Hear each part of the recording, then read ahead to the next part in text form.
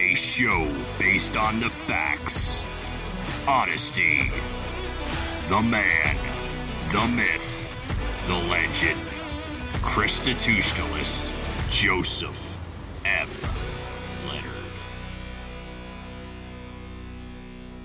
Welcome to Constitutionalist Politics Podcast, aka CTP. I am your host, Joseph M. Leonard, and that's Leonard. CTP is your no muss, no fuss, just me, you, and occasional guest type podcast. Really appreciate you tuning in. As Graham Norton would say, let's get on with the show! Hello, everyone. A brief special intro to this week's show. You know, Saturdays I normally have on monologues that are in conjunction with a written article at thelibertybeacon.com. Well, we're working through some issues. So today's show, as well as an occasional other Saturday show here and there, may not be a monologue in conjunction with thelibertybeacon.com as I work to sync and coordinate, juggle before it's news.com, thelibertybeacon.com, as well as now introducing Substack as an outlet for my articles, needing to try to coordinate and sync them all together, and some Saturdays that may or may not happen. So instead, like today, you're going to get what would normally be a Wednesday guest appearance drop. So just a brief intro to let you know what's going on. Hello, everyone. Welcome to another episode of Constitutionalist Politics Podcast. Joseph M. Leonard, your host, in case of its first time anybody seeing. And let me move to the side there. It looks French. It's not Leonard. It's Leonard without an O. At any rate, moving right along. Today would normally be a Saturday monologue show, but as you can see, if you're looking behind the scenes video, a couple other faces appear here. To the right box of me is Adam D'Angeli of RescueMichigan.com. Hi, Adam. Hello. And in the bottom box, put him in the bottom corner, Matthew Wilk. How are you, Matthew? And you're a GOP state committeeman, yes? That is correct. That is correct. Okay. This is kind of a quasi-sequel. Season 1, episode 2, I had like a 10-minute rant about Charlie Kirk going on about the Alaska rhinos and ranked choice voting. And indeed, please go back, listen to that episode. Indeed, the way the Alaska rhinos did it, it's a mess. Now, don't react real quick, because I'm about to say something that at first might get your dander up. I support ranked choice voting if there's a big but that goes with that.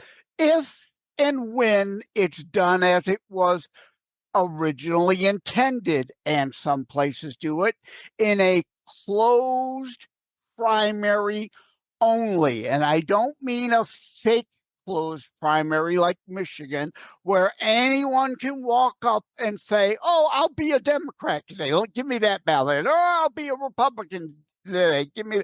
No, I want you to have to be registered with the state for at least 1 year as a Republican, or you don't touch our ballot, because that's how we get people like John McLean, Mitt Romney, and I love Bob Dole as a person. Great war hero, R.I.P. Bob.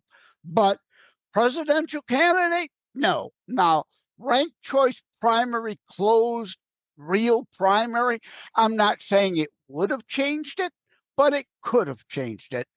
Adam, your initial thoughts on that? Well, as you said, that's not the way it works in Michigan, and it won't be the way it works anytime soon. So, Yeah. I mean, yeah, it might sound nice in certain circumstances to have, it used to be called instant runoff voting, where what it means is you'd rank your choices, and if you were the one that voted for the guy that came in last, your next best choice would be the one that would count towards. But that's not the way this works, and that's not the way it was set up. Yeah. It was designed. It's all modeled after what happened with ranked choice voting in Alaska, which was and also California. What I want ain't what this is, and that's why we're here to talk. Matt, your initial thoughts on that? Again, if it were strictly a closed, none of this jungle general election crap, it's not intended for that. Yeah, I understand the point. However, like Adam says, that we don't have party registration in the state.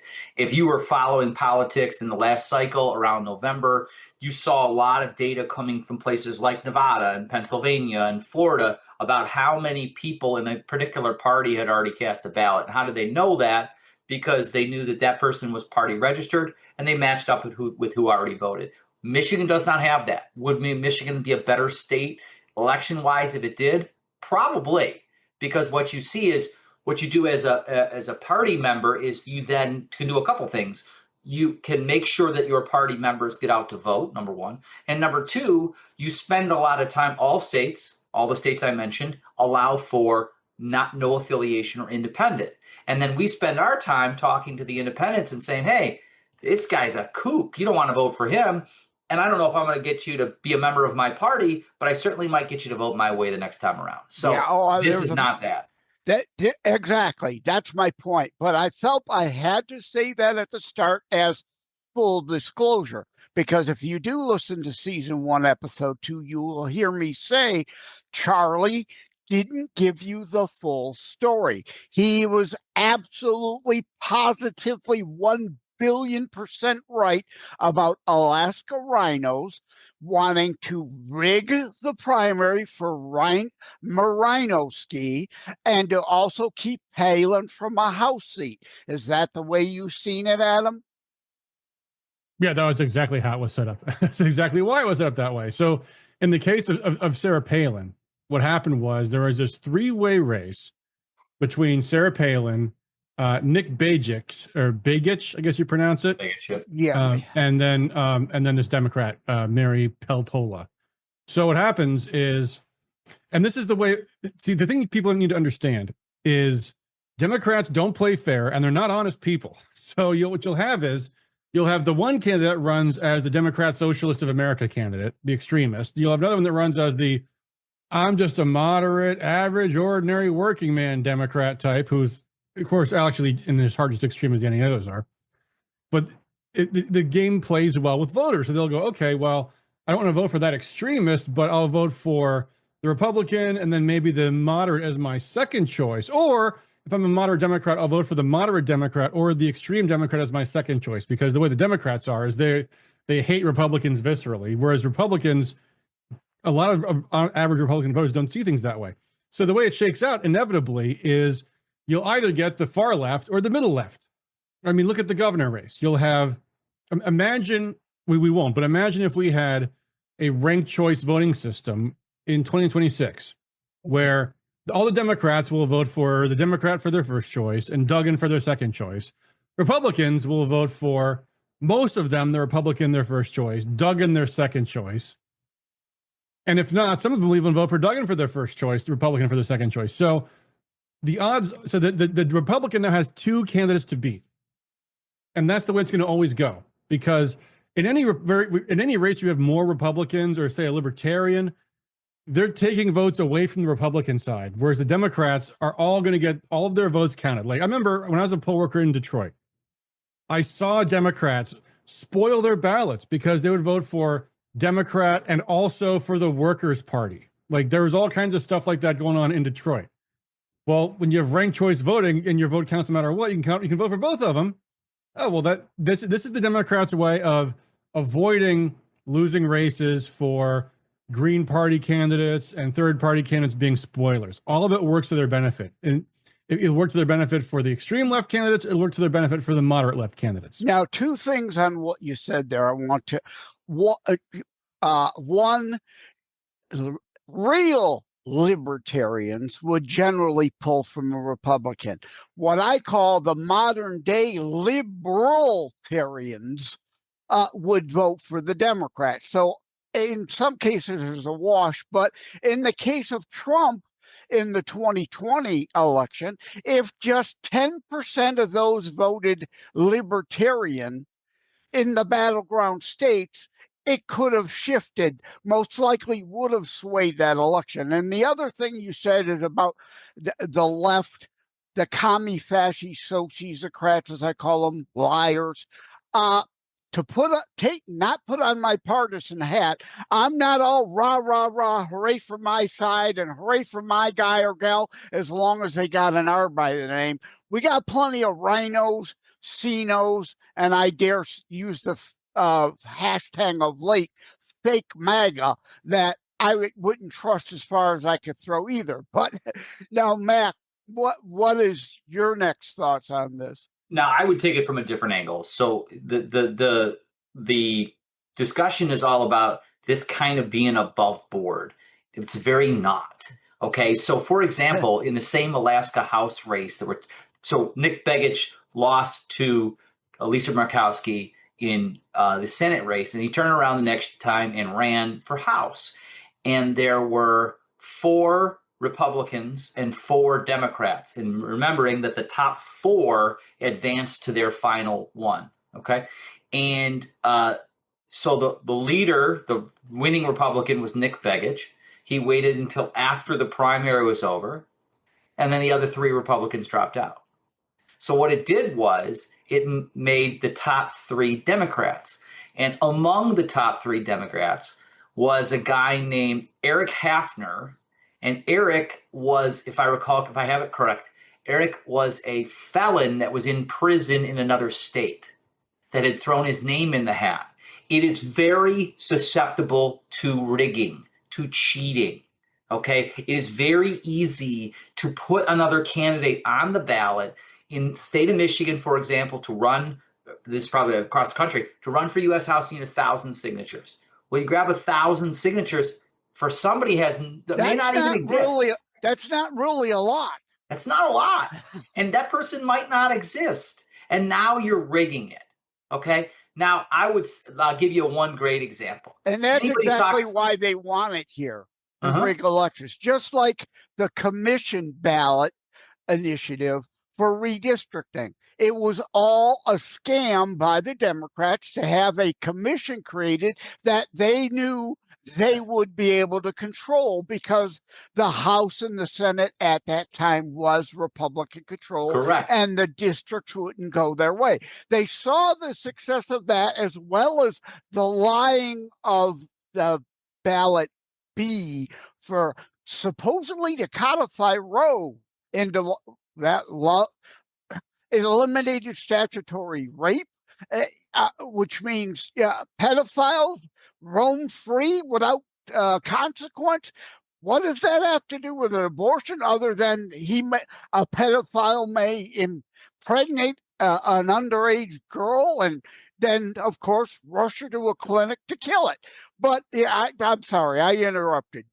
Yeah, I was going to say so when keep talking about this particular thing, excuse me, they're not doing it for funsies, right? As Adams indicated, they're doing it. Democrats are doing it because they think it gives them an advantage, and they have tried this lots of places. Interestingly, it's failed lots of places. So in the last election cycle, Oregon and Colorado, those are pretty blue states.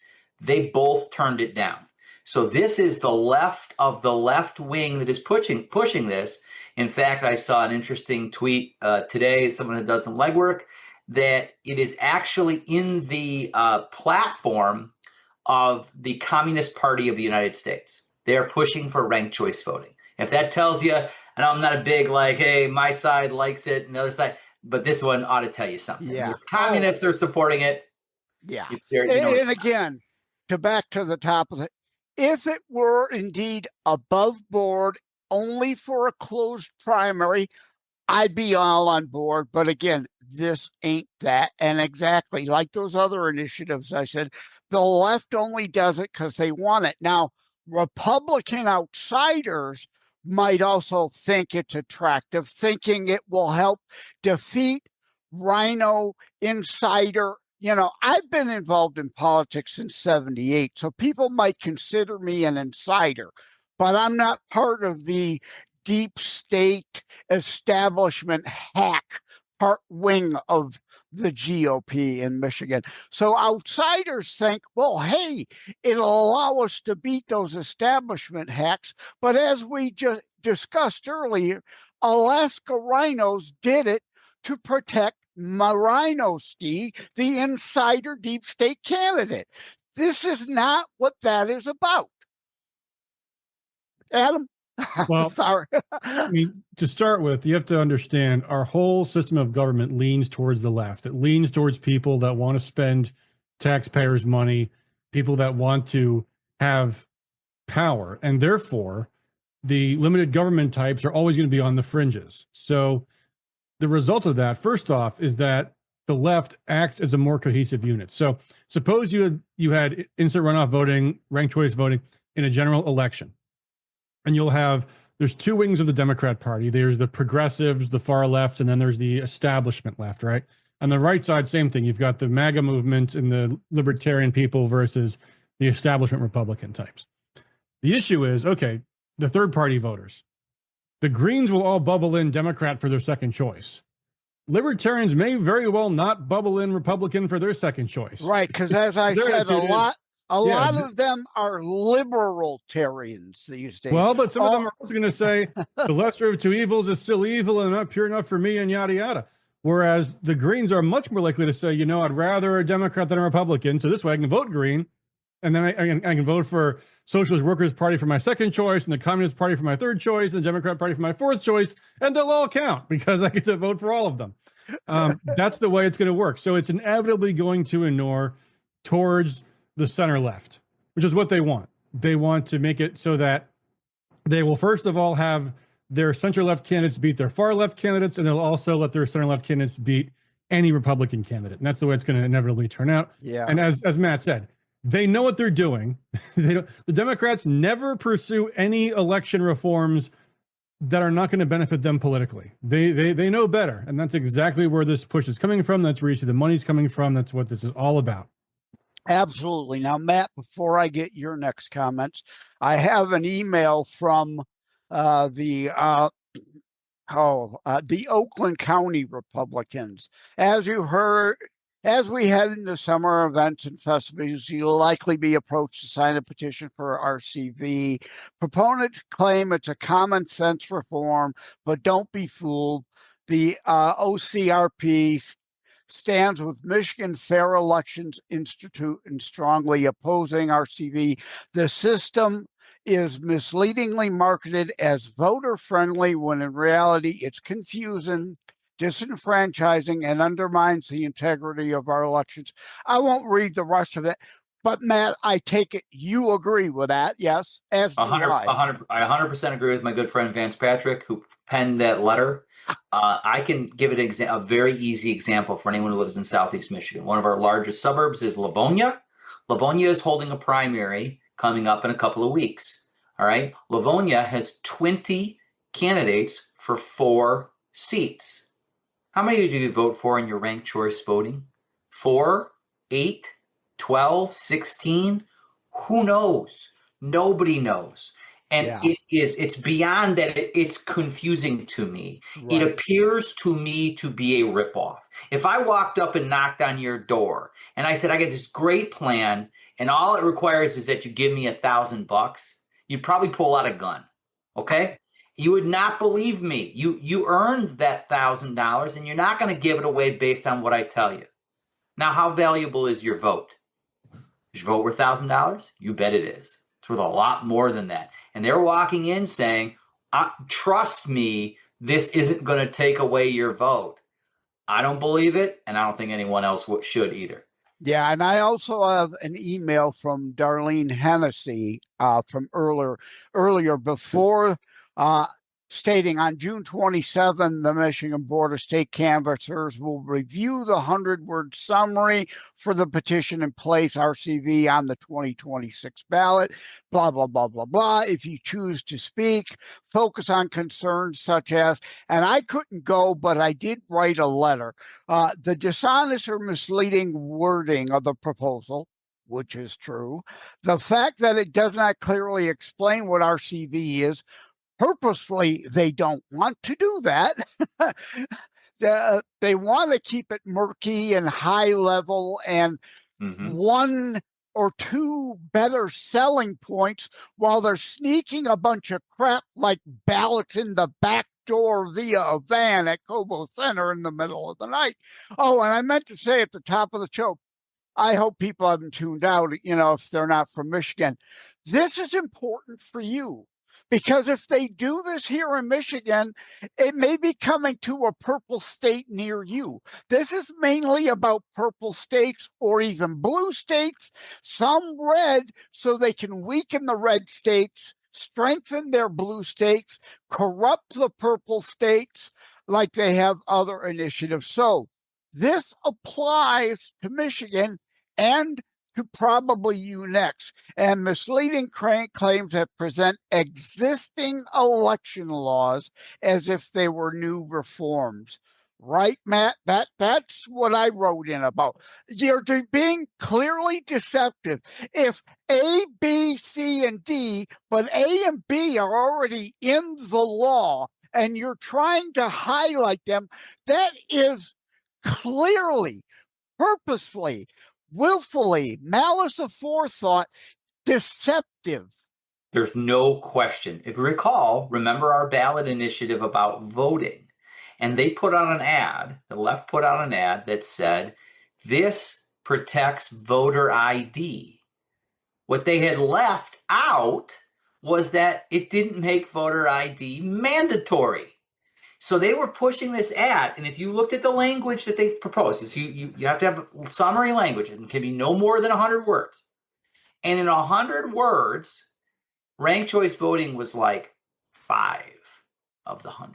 And we're doing this, and we're doing this, and we're doing this. So they can sell it as this broad reform of a whole bunch of things when the first thing on the list is what they're really trying to get out of it. Right. Yeah. So, and they've done it before and they'll do it again for sure. And this to harken back, and most people out of state will not understand this, but it's why I opposed what Catherine Henry put together a few years ago. Michigan had a law that the governor could do whatever under emergency for an X period of time. And Whitler completely ignored it, but the Supreme Court, with one traitor, supposed fake conservative on it, sided with her and let her go.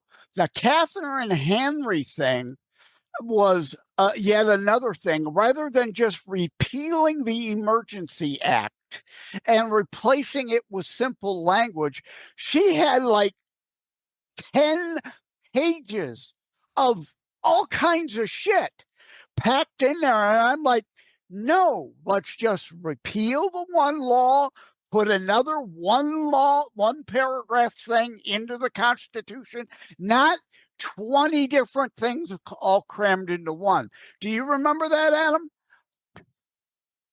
Yeah, I mean, this is the problem we always have with these amendments, is that people don't know what they're actually voting for. And I'm surprised the Board of Canvassers allowed it, to be honest with you, but apparently they have, even though I think they've actually admitted, they said we couldn't quite understand what this amendment was calling for.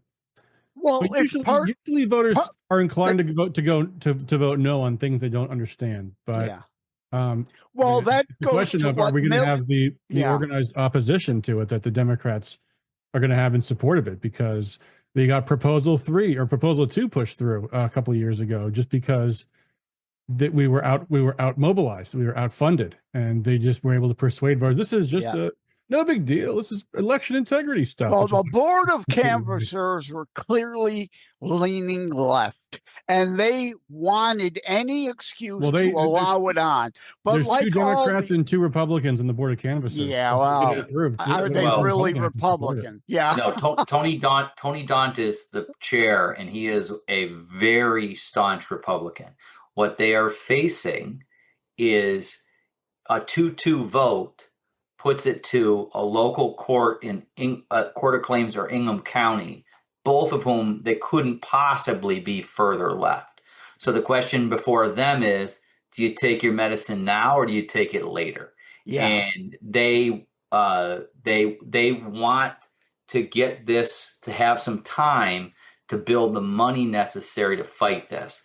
And they've got their own, we've got a bunch of ballot initiatives that are out there. I think there were 3 that were approved that day, including taxes on wealthy people.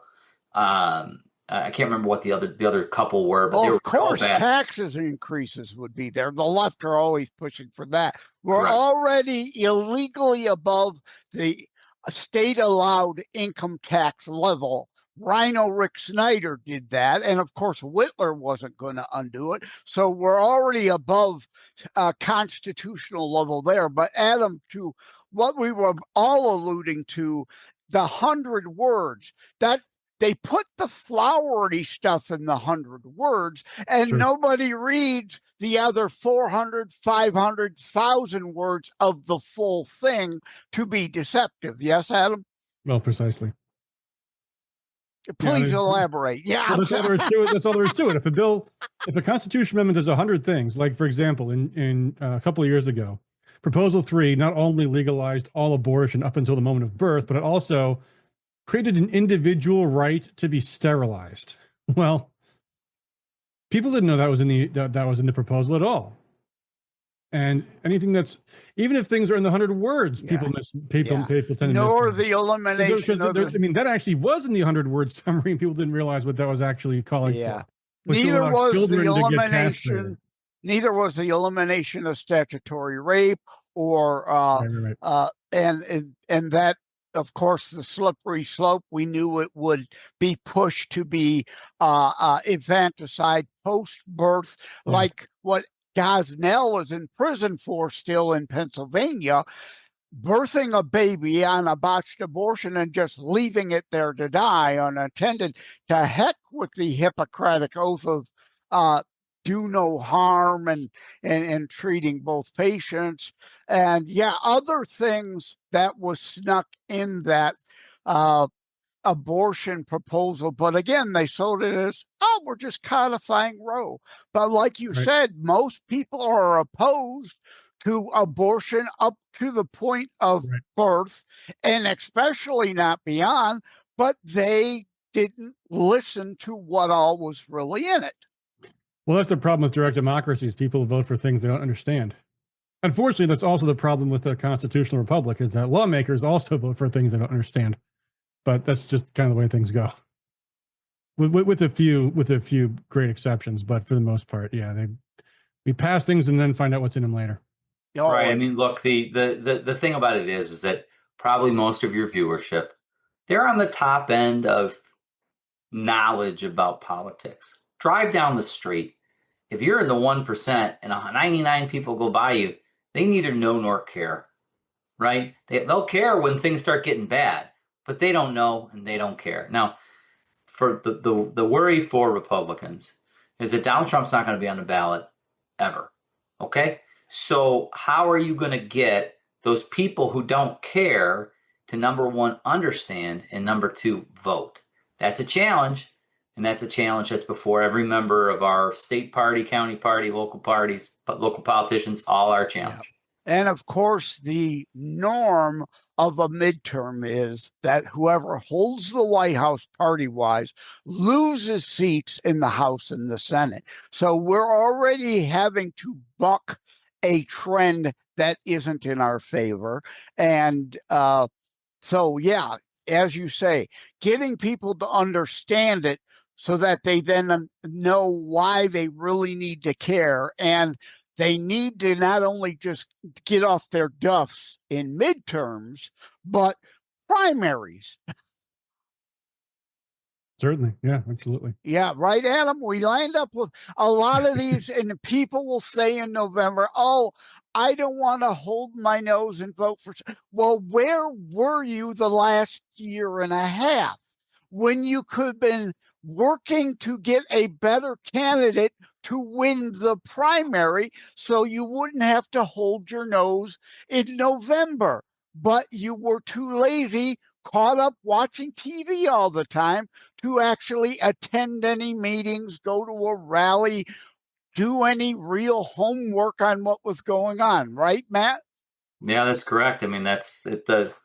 I'm not sure rallies help. Bringing your neighbors out helps a lot. There was an effort. It's called 10x voting. Get on the phone and make sure 10 of your friends get out. And I think Republicans have to do that again. I think the benefit, the other side of that coin, is that this is a unique scenario. I think most people, most political observers would agree that prior to COVID, Donald Trump was on a path to win re-election, and then COVID took him out. And if the economy does roar, and if the world does stay relatively at peace, and the border stays relatively secure, that's a lot of wins. That's a lot of wins but prior to there's a double-edged sword there. People, oh, yeah, things are going great, and they may get complacent and not show up. Or indeed, we hope they get excited and say, oh, we've got to keep this going. Yes, that's absolutely the part we want. Well, I usually do 30-minute shows. We're going to get a little over here for sure. But I forgot what I was going to say next. I forgot where I was going to go. To your point earlier, that's why they call them primaries. Yeah. So, Adam, add anything else you want to add about the RCV stuff or anything else? Stay with us. We'll be right back. It is a myth that terrorism stopped during COVID. Unfortunately, mainstream media opted to prioritize pandemic hysteria over promoting all news. Terrorism continues. Simply hoping that it doesn't affect you is not a strategy. The new book, Terror Strikes, coming soon to a city near you, featured on The Author Show, is now available in paperback from bookstores, online, or as an ebook exclusively through Amazon Kindle. Terror Strikes, coming soon to a city near you by Joseph M. Leonard. Order today.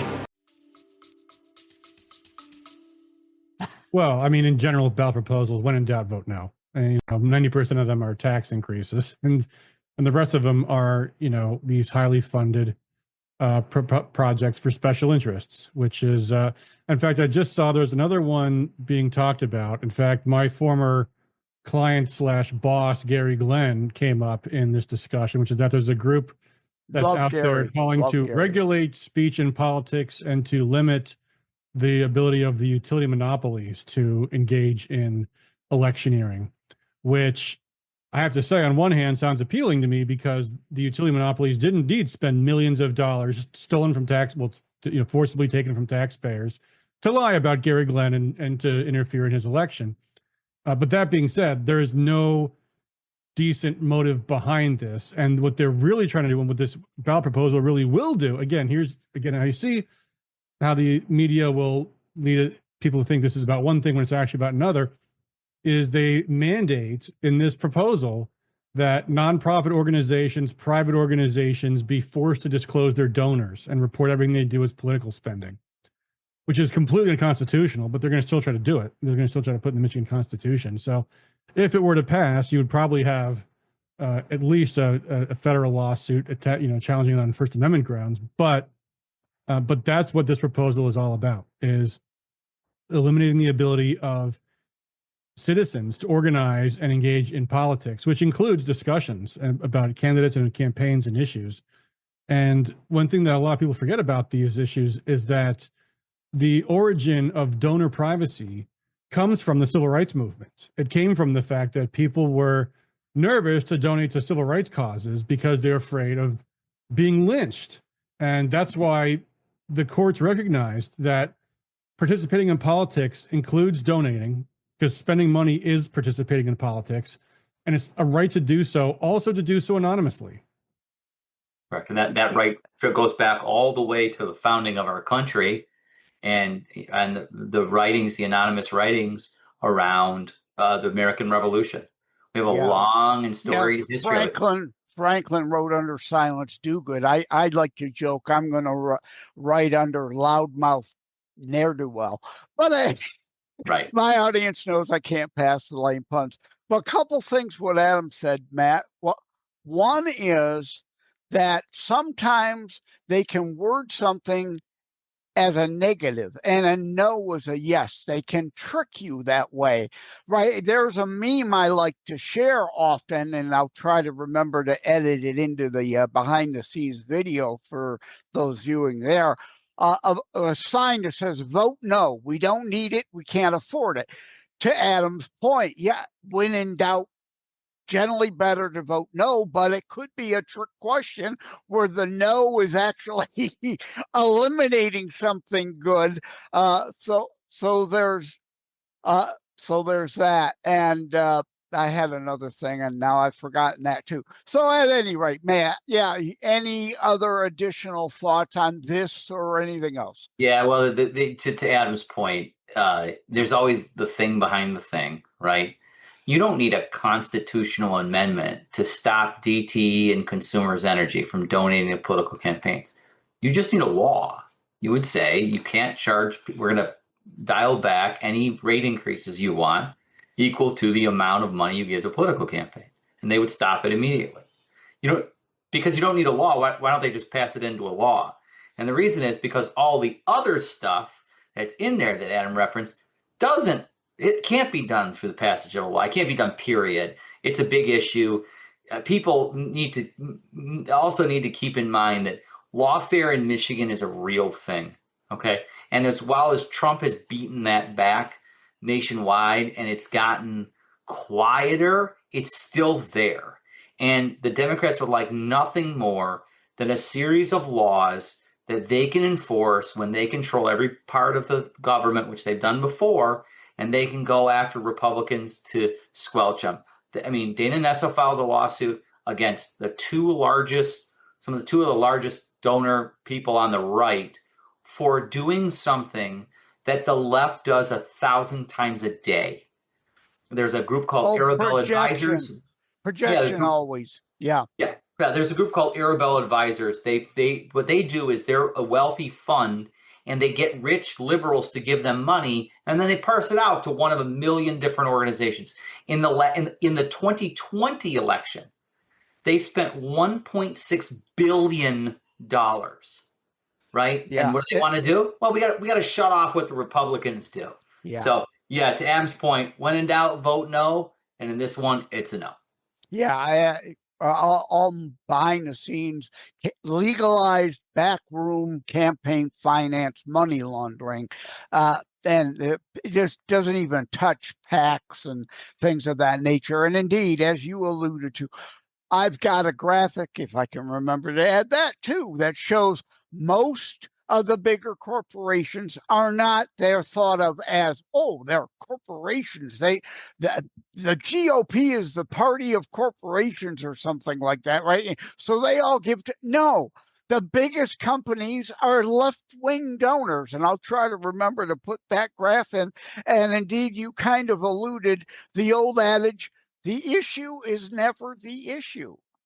That's only the deception to get you to vote for under this underlying garbage like the left, the Inflation Reduction Act. No, it was the Inflation Production Act. The infrastructure bill, it was friends, family, and donors money laundering. It was not a real infrastructure bill after they blocked a real infrastructure bill in Trump's first term. And we've got decaying airports and everything. We need a real infrastructure bill. So I wrote at thelibertybeacon.com, the issue is never the issue. I'll try to throw that graphic into the behind the scenes. So, Adam, wrapping up thoughts. Well, as I said, vote no. When in doubt, vote no. In fact, almost always vote no. Matt?